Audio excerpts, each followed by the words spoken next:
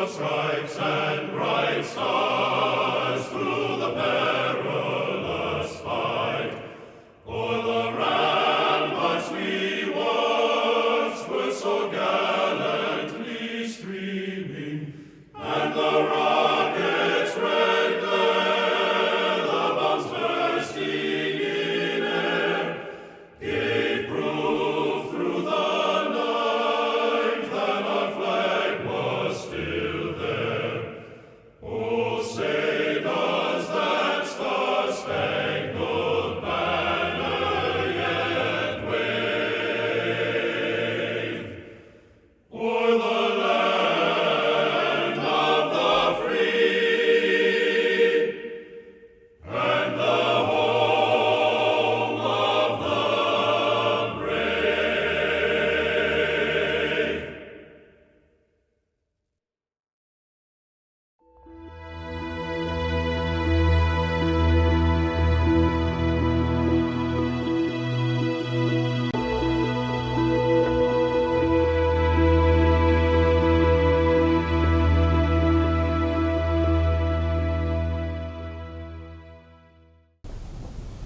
Yeah, it gives me a great deal of pleasure to introduce one of our most popular speakers, Todd DePostino. Todd is co-founder and our current executive director of the Veterans Breakfast Club. It's open to everybody. Todd spent quite a few hours and days in Vietnam with the members of the Breakfast Club. There have been over 30,000 people have participated in the Veterans Club. He's also written many books. His most popular book was Bill Malden. Bill Malden about the cartoons of World War II. He was nominated for the Pulitzer Prize. He's a Pittsburgh native. He went to Mount Lebanon High School. He lives in Mount Lebanon. He got his BS in history from Boston College, his master's, and his PhD, so he's a doctor. He's married and has 2 daughters. He's won many awards. Let's give a nice long welcome to Todd DePostino. Thank you very much, Paul. Thank you very much. Is there any way we could kill some of these lights so people can see the screen better? Thank you for that introduction. I was here in February to talk about the Veterans Breakfast Club. Today, I'm talking about something that we did with the Veterans Breakfast Club. Last year, a 2-week trip to Vietnam, 18 of us traveled throughout Vietnam. We're doing the same trip, the same exact itinerary in February. If you look in the newsletter that should be on your chair, the detailed itinerary is in the newsletter. And for those of you who don't know the Veterans Breakfast Club, we're a nonprofit that's been around for 11 years, holding veteran storytelling events. We do 75 of them a year, 40 different locations in Western Pennsylvania. So yesterday we were in Chartiers Township. 2 days before that we were in Baldwin Whitehall. Next week we'll be in Penn Hills and West Mifflin. We're always somewhere. And these are all open to the public, and we simply want veterans and their families to come and share their stories of service, no matter the branch of service or the era. And our next event near here is just right up the road at the Mount Nebo Road exit on I-79 at Christ Church at Grove Farm. That'll be Wednesday, October 23rd. I do hope you'll consider joining us, even if you're not a veteran, just to hear these stories. They're absolutely fantastic, and everybody's always invited. Last year, we did this trip to Vietnam, and 18 of us traveled, 8 of us were veterans, the others were non-veterans, and we're doing the same exact itinerary in February. We traveled kind of the length and breadth of Vietnam. I mean, it's a long, skinny country, 30 miles at its narrowest, 350 miles at its widest, about 1,000 miles long. We arrive in Hanoi, we make our way down to Saigon, which is about the distance between Orlando and Pittsburgh, and we make excursions to the ocean, to Halong Bay in the north and down in the Mekong Delta in the south. And it was such a, you know that I'm not a veteran. I'm a historian. I taught and wrote history for many years. I taught a course on the history of Vietnam and the history of the Vietnam War at Penn State Beaver. And so for me, it was a supreme privilege to go to Vietnam for the first time with these veterans, really retracing their footsteps, literally in many cases, where they were 50 years earlier. It was such a wonderful, fascinating trip, and that's what I want to talk to you about today. They were not all veterans who went. This trip was open to everyone. Our oldest traveler was a veteran, 75 years old. Our youngest traveler was my daughter, my 17-year-old daughter, my younger daughter. I kind of made the offer to her, hey, here's how I put it. So that I was hoping she kind of wouldn't take me up on the offer. I said, hey, do you want to travel with a bunch of old guys to, a country halfway around the world? And she said, yes. And I said, why? And she said, to go to Vietnam with Vietnam veterans, that's a chance of a lifetime. My older daughter, who's coming on the trip in February, I can picture her wanting to do that. She's really into history and all this stuff. My younger daughter, I never would have expected would be interested. Now, I have no proof of this, but it may be that she learned that there was no drinking age in Vietnam, and that's why she wanted to go. And this is a picture that was taken. One of our vets bought her a drink in Saigon. The reason why we scheduled this trip for the last year in 2018 was because I realized that 2018 was the 50th anniversary of the Tet Offensive, an event that should be commemorated on par with Pearl Harbor and September 11, 2001. The Tet Offensive, I'm sure many of you know what that was. It was a massive surprise attack that was launched on January 30th, 1968. And it was a surprise because it was a Lunar New Year. It was a lunar holiday. It was Tet is the Lunar New Year. And there was a informal truce between enemy forces and American allied forces so that families could go home and go to their ancestral villages for Tet. But on January 30th, the Viet Cong and the North Vietnamese Army, the NVA, launched a massive surprise attack. 80,000 strong, all over South Vietnam. 100 different towns and cities and military installations. They made dramatic scores of taking over provincial capitals, penetrating the outer wall of the U.S. Embassy in Saigon, capturing the Citadel Way, and then other installations, penetrating a lot of American air bases and army bases throughout South Vietnam. It was a stunner and a surprise, and the American people watched this with their jaws agape every night on the evening news in January and February of 1968. The Tet Offensive should have gone down in history as one of the greatest American military victories of all time. Because once the U.S. forces and South Vietnamese allies kind of responded, they just routed the Viet Cong and the NVA. Absolutely routed them. Every inch of ground that was taken by the Viet Cong and the North Vietnamese Army was taken back. Most of it in the subsequent days and weeks after the attacks were launched on January 30th.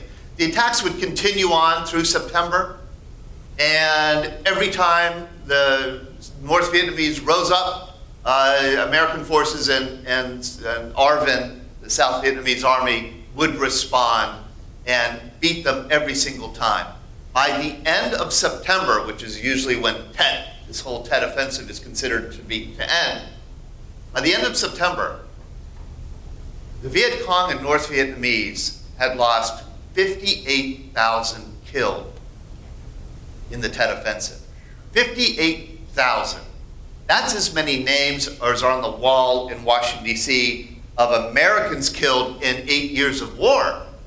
And the Vietnamese lost that number within the year 1968. It's just stunning. The reason why the Tet Offensive is not remembered as a great victory is because while it was a military success on the American part and a tactical success, It was a strategic, political, and psychological defeat. The American people saw the enemy, number one, rising up in huge numbers when we had been told that the enemy was incapable of doing so. And number two, being willing to endure those kind of losses and keep on fighting.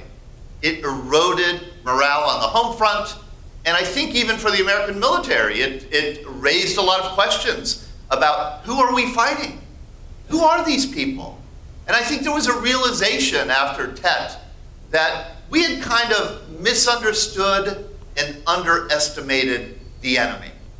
And while we were in Vietnam, this came up with our Vietnam veterans all the time, because we're there traveling the country, kind of getting to know the people. And one story that just we talked about a lot has to do with a story that I heard from David Lamb, who was a correspondent, and I was fairly friendly with him.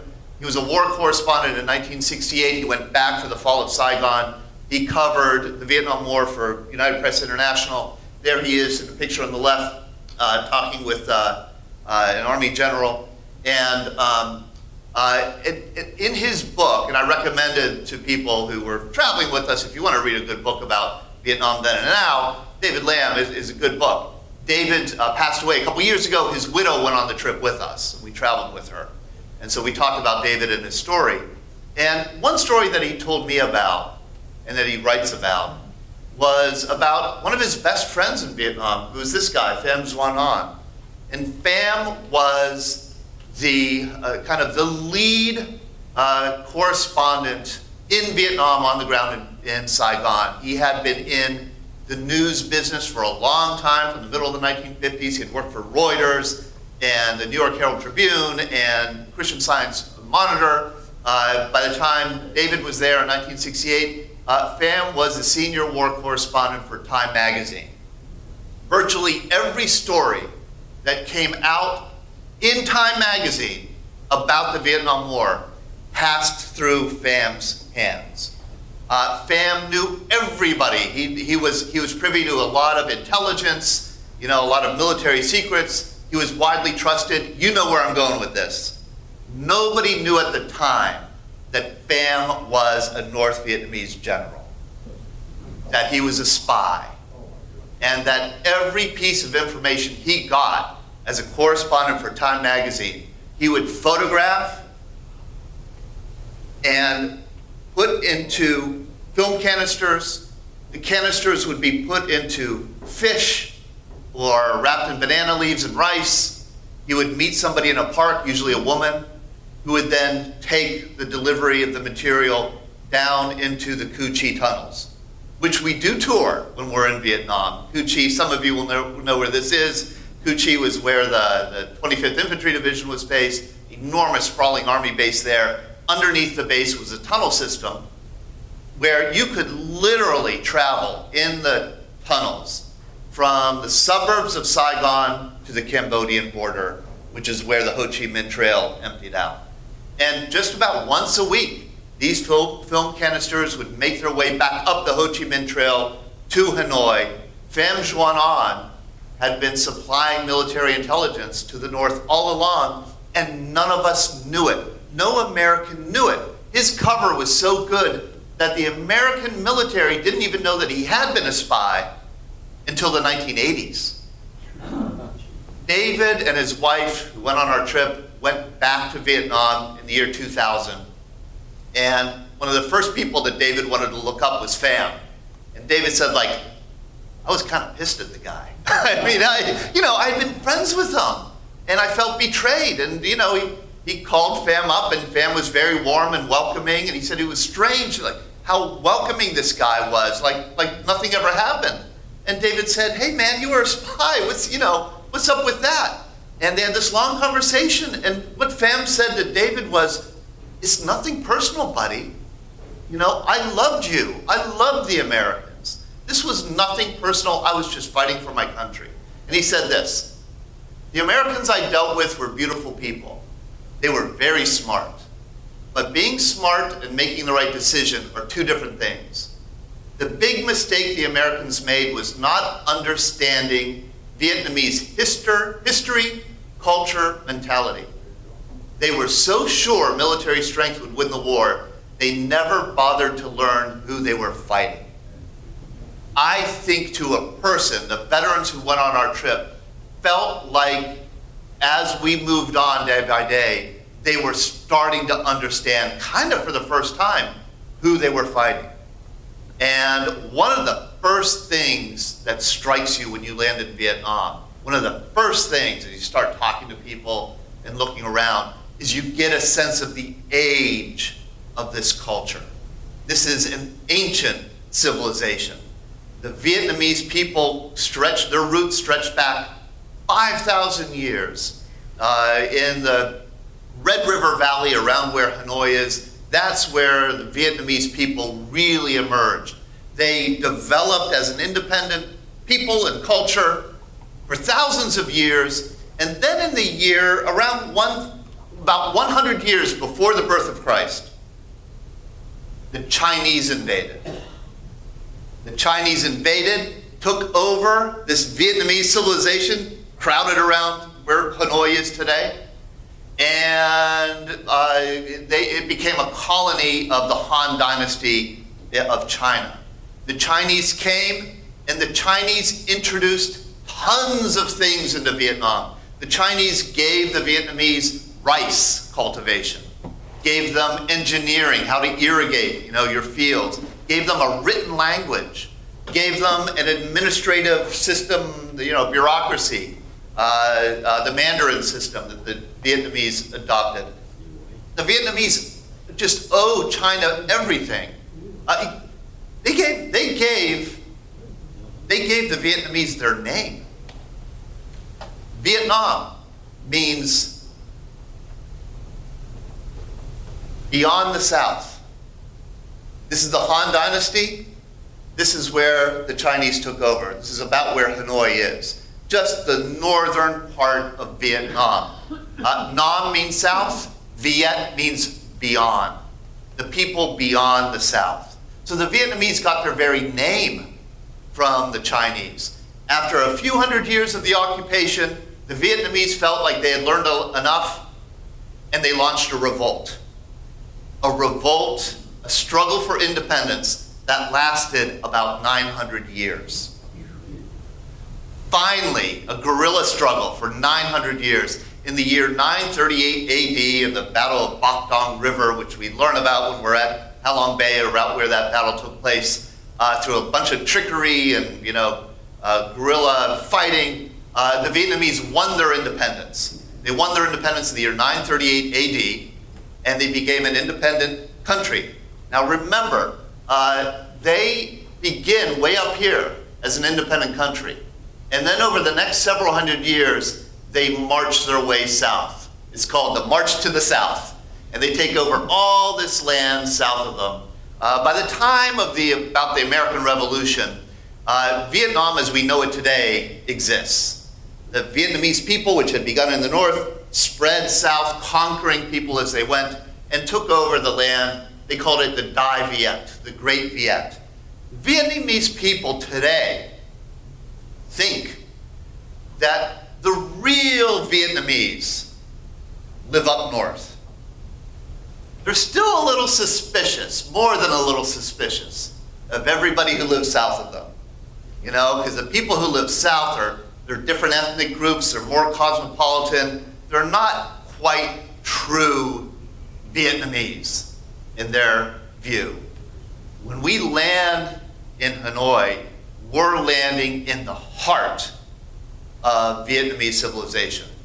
It's in the north, in Hanoi, where you encounter the Vietnamese at their most Vietnamese. It's in the north in Hanoi where they're most patriotic, conservative, patriarchal.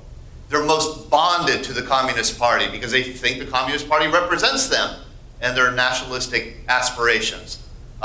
It's the kind of the true heart of Vietnam, and that's where we start the trip. We start the trip kind of in the heart of what we would have called 50 years ago enemy territory. And I have to tell you, today, the Vietnamese people love Americans.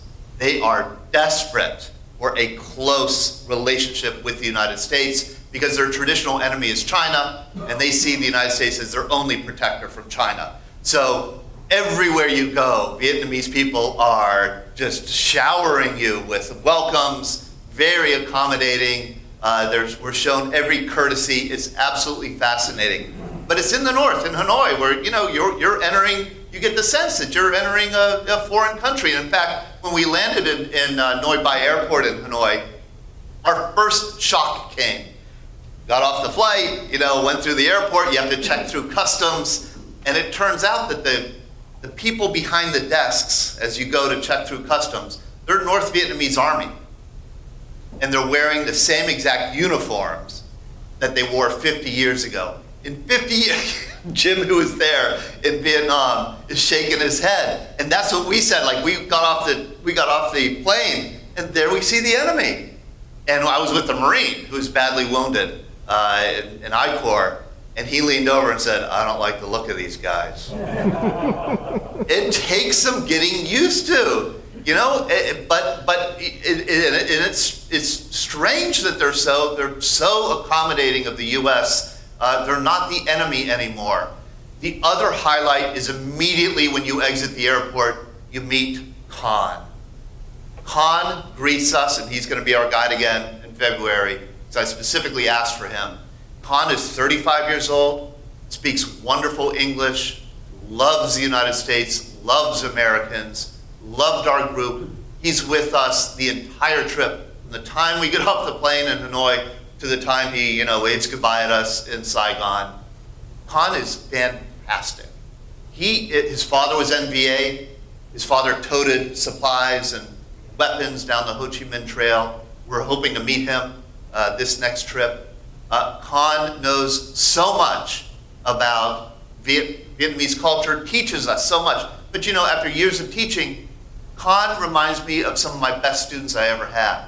Just hungry for knowledge, always asking us questions about our country, our veterans about their service, about the war, because after all, he had grown up in an authoritarian state where he wasn't really taught true history of the war. So a lot of what he thought was true wasn't, and then he would reciprocate, and he taught us a lot. And one of the great things, I'm embarrassed to say, that he taught me that I had never emphasized in my teaching of Vietnam. He taught it, he introduced the concept, and once he talked about the concept, you see it everywhere, and that is the influence of Confucianism in Vietnam. Confucianism is a political philosophy introduced by the Chinese, a political philosophy that Confucius developed to answer one question. How does a civilization, when you create it, endure? It's one thing to create a civilization or an empire. It's another to keep it from falling. Confucianism was a social philosophy, a political philosophy designed to keep the Chinese empire and civilization enduring. And so it emphasizes unity, stability, order. It's very un-American. In our country, think about our history and our culture, we're all about individualism, liberty, progress, mobility. That is not Confucianism at all. Confucianism is about social structure, order, hierarchy. And once you begin to learn how Confucianism governs relationships, especially in North Vietnam, you begin to see it everywhere. And one place I really saw it working was in the traffic in Vietnam. And let me say a few words about the traffic. The traffic is like nothing you'd ever seen. Largely, it's motorbikes. There aren't that many cars in Vietnam. And Vietnam is, by the way, one of the fastest growing economies in the world. Very prosperous cities. There are people moving about all over the place, buying and selling and trading and going to different jobs. And most of it is on motorbikes. You can't believe what people could pack on a motorbike. Here's a farm couple bringing all their produce into the city in Hanoi. There's somebody with a bunch of goldfish on their motorbike. You have this guy with all these big vases, this guy with chicken eggs behind him, chicken eggs in front of him, and then here's one with actual chickens. Dead chickens draped around the motorbike. Not only kind of people are hauling things on motorbikes, but they're bringing families. It's like everybody is playing this game. How many people could you fit on a motorbike? You know, you have whole families on there. And the second thing that's unusual about traffic in Vietnam is there's so much of it. There's a lot of moving around. It's such a vibrant economy. It's just, the streets are just clogged with these motorbikes. And what's stunning in the north is that this traffic proceeds without any rules. No stop signs, no stoplights, no speed limits, no rules whatsoever. It's a little intimidating because here's a short video clip. How do you cross the street? Careful.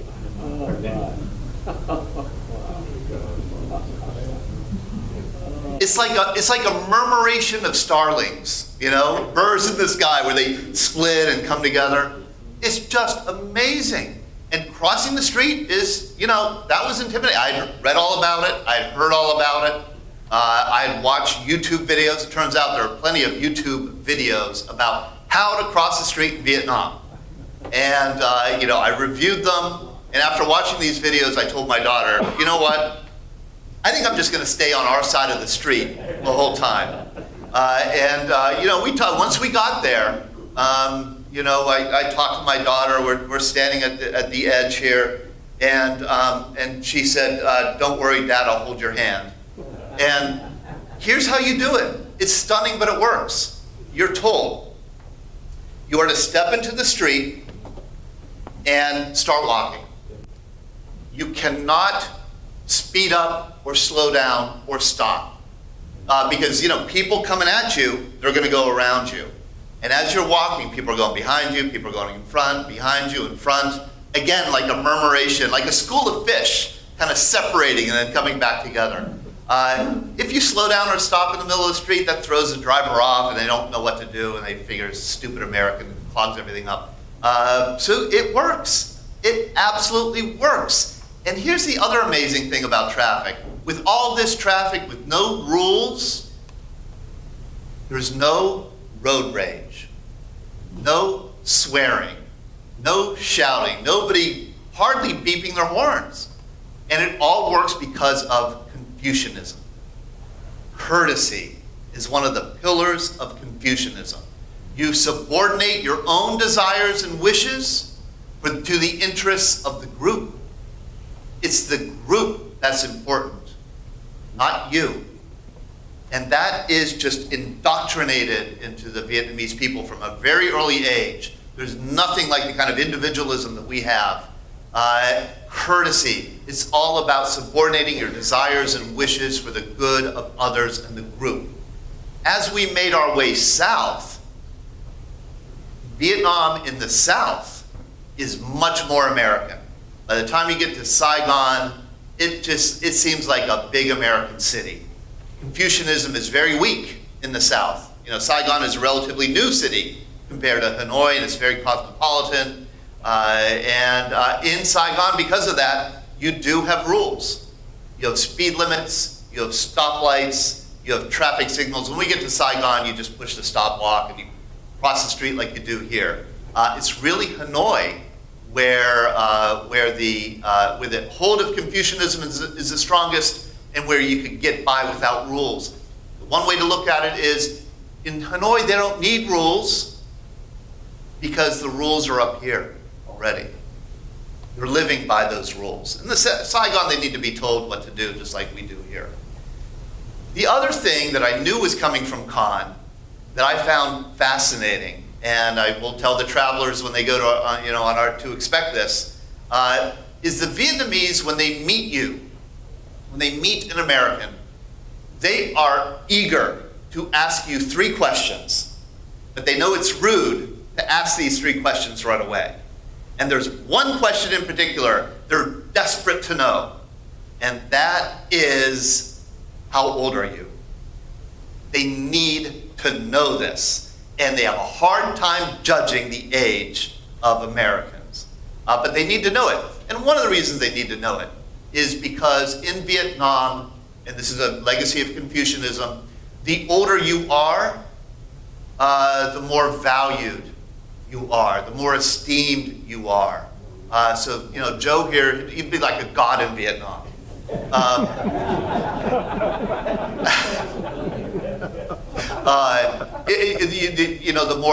The more courtesy that you're shown, and it is serious. I mean, it's a serious thing. It's something they absolutely live by.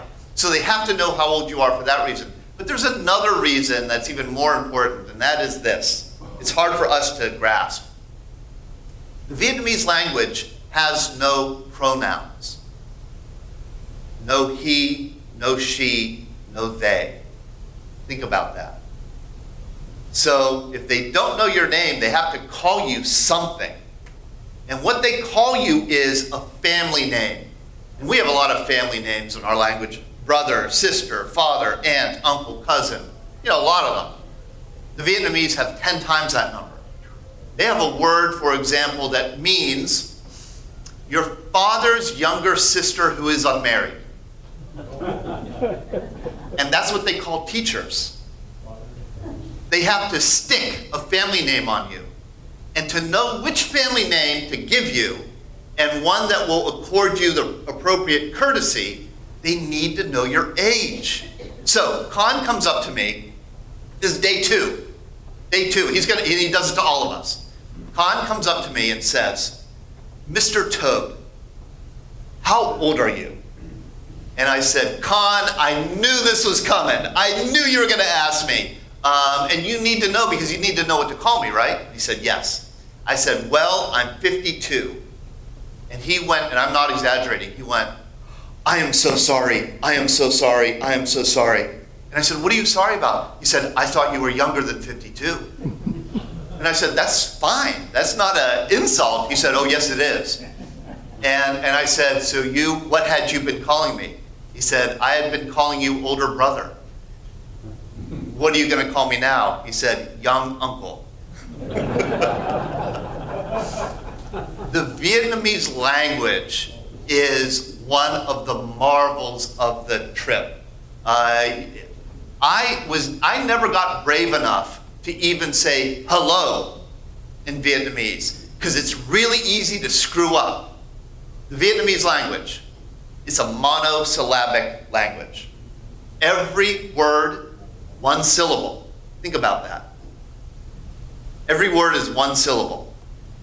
That means the meaning of the word depends on the tone you use when you say it. So there are 6 different tones in the Vietnamese language. That's why when you hear somebody speaking Vietnamese, it sounds like ding dong, up and down, up and down. It's a tonal language. There are 6 different tones. They have 12 vowels in Vietnamese. 6 times 12, that's 72 different tonal sounds that they use when they speak. And then you throw in the diphthongs and the triphthongs, 2 letters together, 3 letters together. Somebody said it's like singing a language with sounds you never knew existed. It's really easy to use the wrong tone and alter the meaning of the word entirely. So for example, the word ma, depending on the tone you use to say that word, ma, it could mean ghost, butt, cheek, tomb, horse, or rice seedling. You could very easily think you're saying, good morning, and you're really saying like, up yours, buddy, and you'd never know. There's a great story that I like to tell about this guy. Many of you will remember him. He was Secretary of Defense Robert McNamara. He visited Saigon in 1954 and was giving a speech, kind of a pep talk to ARVN and South Vietnamese leaders. And he wanted to end the speech on a Kennedy-esque note. You'll remember Kennedy in Berlin, Ich bin ein Berliner. He wanted to do the same kind of thing. And so he said in Vietnamese, long live South Vietnam. But he flubbed the tones. And what he ended up saying was, the southern duck wants to lie down.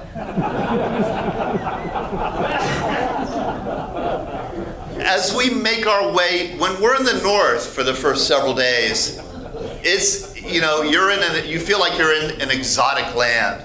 I mean, we stay at, you know, Western 4-star hotels. The meals are great, the restaurants are great, but everything's a little different when you're out in the, you know, in the city. As we made our way south and as we crossed the DMZ, the 17th parallel that separated North Vietnam from South Vietnam during the Vietnam War, we start entering more familiar territory, and we also start entering the part of Vietnam where our American servicemen and women served, you know? All our service was south of the DMZ. And so we start retracing the steps of the veterans who are with us. And you really see, we go to a lot of different places. We go to Da Nang, we go to Cu Chi tunnels, we go to Mekong Delta, you know, we see a lot of different places where different units served. But we spent a lot of time near, for me, I think the most moving, impactful part was being up near the DMZ in I Corps. You'll know that, you know, that Vietnam, during the Vietnam War, was divided into 4 tactical zones. I Corps, 2 Corps, 3 Corps, 4 Corps, down to the Mekong Delta. At the beginning of the war, in the early part of the war, 1965, 1967, most of the fighting was done down in the south, in 3 Corps, a little bit in 4 Corps, a lot in 2 Corps. And it was here in the south that the enemy that was encountered was mostly Viet Cong. These were part-time fighters, most of them. They were poorly trained, most of them, poorly equipped, and they didn't know how to fight in large numbers. So most of their fighting was done planting mines, snipers, booby traps, ambushes of small groups. It was common in the early part of the war, especially for anybody who was posted down, you know, in 2 Corps or 3 Corps, to spend a year in combat, have several of your men killed, and you never see the enemy. That was not uncommon. It was extremely frustrating. In 1967, the fighting shifted dramatically, and there started to be a lot of fighting up north, near the DMZ, in I Corps. It was largely Marines doing the fighting, but also Army forces, Navy forces. And those who fought in I Corps, like Dan Tella, fought not the Viet Cong, but the NVA, the North Vietnamese Army. They were a different thing entirely. This was the National Army of North Vietnam. They were well-trained, full-time soldiers, well-equipped. They had large weapons, including artillery and tanks. They even had airplanes. And anybody who fought the NVA will tell you they were a very determined and formidable enemy. North Vietnam held back the NVA in the early years of the war. There weren't that many instances where the NVA came down into South Vietnam to fight Americans. There were a few, but not that many. Beginning in 1967, they started to come down in large numbers to fight Americans. And there's always been something of a question of why. Why the change? Why the shift? Why the focus on I Corps after 1967? And I think the best answer to this is this picture of this commander. He was, many of you will remember him, General William Westmoreland. He was the commander of all American forces in Vietnam, and he was fighting a war of attrition. He wanted to wear down the enemy, to kill and wound so many of the enemy that they couldn't stay in the field and keep on fighting. His problem was the enemy wasn't showing itself. They would come out in small groups in the South. He wanted big set-piece conventional battles, and he wasn't getting them in 2 Corps and 3 Corps. So he deliberately shifted the focus to I Corps by placing servicemen in vulnerable positions in I Corps, large numbers, to tempt the NVA to cross the 17th parallel and engage in large battles. The servicemen he chose to put in vulnerable positions were Marines. He had large groups of Marines stationed in places with little strategic value, places like Con Tien, where Lieutenant Dan Tellep fought. Places like Camp Carroll, Cam Lo, Dong Pa. Large groups of Marines were kind of put out there as bait, to bait the enemy to come down and try and take them out, just like the French had done at Dien Bien Phu in 1954, to kind of tempt the NVA down, and it did work.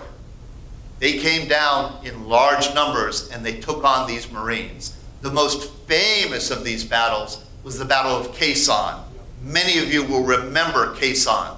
Khe Sanh was a strategically useless piece of ground, 3,000 feet altitude, about 7 miles from the Laotian border, 15 miles from the DMZ at the 17th parallel, in a kind of a tropical rainforest. 6,000 Marines on a small plateau at 3,000 feet elevation became surrounded by 20,000 North Vietnamese. These 20,000 North Vietnamese began shelling the Marine base at Khe Sanh, and then began trying to penetrate the perimeter to actually wipe out the Marines and get on that plateau. That's why there were a lot of, you'll see, these are the red here is the enemy surrounding Khe Sanh. Here's the actual base at Khe Sanh itself. These other are hills where these poor Marines were selected to protect, to try and prevent the enemy from penetrating all the way to the base. The enemy did succeed in cutting off ground access to Khe Sanh. Khe Sanh was isolated. It could only be resupplied by air. It could only be evacuated by air. And life in Khe Sanh, beginning in January 1968, for several weeks became pretty hellish. Food and water ran low. Men got wounded and bled to death because they couldn't be evacuated. It got pretty bad. Here's a Marine on the back that says, he wrote, "Caution, being a Marine in Khe Sanh may be hazardous to your health." They hit a ammunition depot that exploded. You'll see it. This is almost like World War I trench warfare, because just continual shelling from the enemy. 6,000 Marines up on this plateau. The Marine Corps commander pleaded with President Johnson, let's evacuate it. It doesn't have strategic value.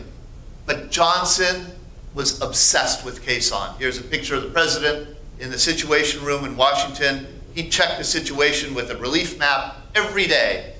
He said it would look weak if we evacuated Khe Sanh. And so we continue to fight on. Eventually, something strange happened. Historians call it the riddle of Khe Sanh. And that is these 20,000 NVA just vanished. Early April. They just left. And they left very few bodies behind. Khe Sanh, the area surrounding Khe Sanh, became one of the most heavily bombed places in history. About 100,000 tons of bombs were dropped on these NVA soldiers around Khe Sanh. That's almost equal to the tonnage dropped on Japan in all of World War II. That's in a matter of weeks around Khe Sanh. Eventually, the NVA just vanished. The Marines hung around until July, and then they left, and both sides declared victory. We went to Khe Sanh. It's one of the most beautiful places I've ever been. I expected an ugly, scarred battlefield. What I found was a subtropical coffee plantation that was just stunningly beautiful. This is literally the view. This is a picture I took from Khe Sanh. This place is absolutely stunningly beautiful. And what was so great about going there is we had two Marines. We had two Marines with us, both named Ray 1 and Ray 2. And both Marines were at Khe Sanh in 1968 during the siege. And there's a little museum at Khe Sanh, and here they are at a relief photo, finding out where they were. They wanted to go to the place where they were. And amazingly, we were able to locate exactly where Ray Emilio, his hooch was at Quezon. Here is Ray, he was a Navy corpsman, and here he is on the left in 1968, and there he is last year, standing right where his hooch was. It was just such a privilege to be, at this important historic battle with a guy who was there. The museum at Quezon is hilarious. There are a lot of, they're redoing, the Vietnamese are redoing their museums one by one to make them more correct, historically factual, and because they know that this alliance with the United States is really important. So the bigger museums are factual, but some of the older museums have a lot of bad information, and the Quezon is one of the older museums. For example, they list all the results of the Quezon Liberation Campaign, and one highlight that they have is they destroyed 80 ships. There's no water at Quezon. Quezon is so beautiful that you have couples coming to get their wedding photos taken. Just amazing with this, I think, a tank and a personnel carrier behind them there. The other thing that happens as you get down south is more and more Vietnamese people come up to us and want to talk. They especially want to talk, shake hands, and even hug our veterans. Some of the people who come up to us are the enemy. When we were at the 17th Parallel Museum, this man on the right, a Vietnamese man, was staring at one of our travelers. The one on the left, his name is Andy Niggett. He's a Marine who was wounded grievously in the face. He's disfigured.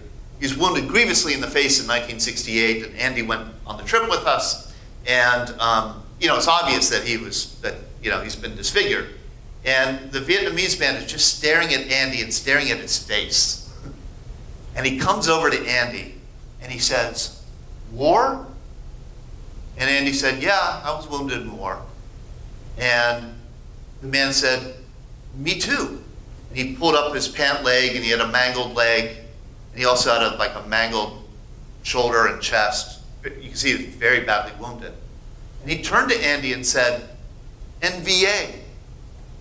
And Andy, I'll never forget the look on Andy's face.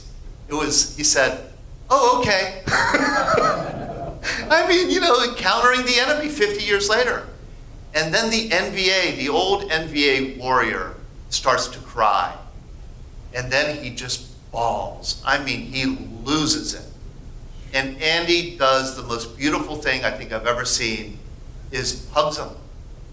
Here's two old warriors who 50 years ago were trying to kill each other, now kind of reunited on the battlefield and embracing each other. It was just one of the most moving things I've ever seen. And I'll end on this little point that is also at the 17th Parallel. We encountered this young woman from Saigon.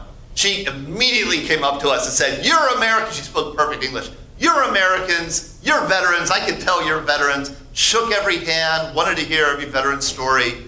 And she said, "Thank you for coming to our country and trying to help us." And she said, "We are opening up as a country. We're going to be a full democracy within 5 years, and we're going to have you to thank for it." And when we parted, Lou Nudie here on the right said, "After 60 years, maybe we're going to win this thing." So if you're interested in joining us in February, we'd love to have you. We have about 16 travelers signed up for it now. We'd love to have you join us. The itinerary is in the newsletter. Thank you. Okay, we'll take some questions.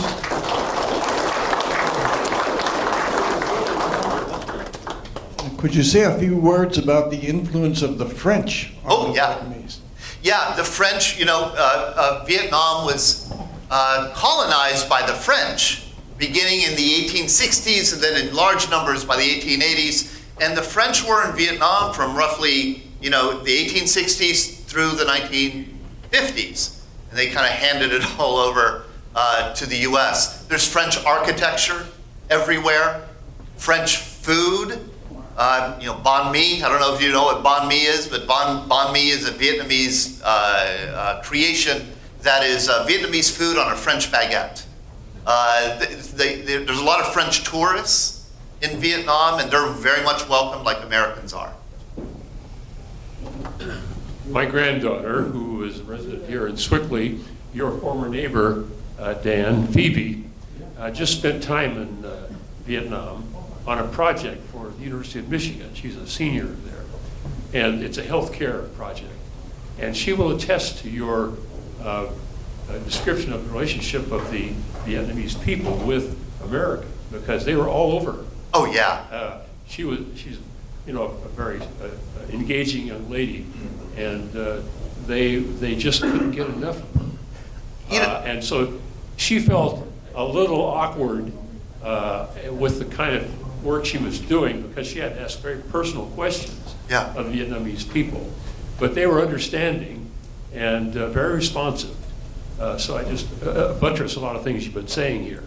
It's stunning. I've never been, I've been around, but I've never been to a country where the people just love Americans so much. And it's incongruous because, we fought this vicious war for so long, and it's so unusual to have so many people just be so welcoming and accommodating.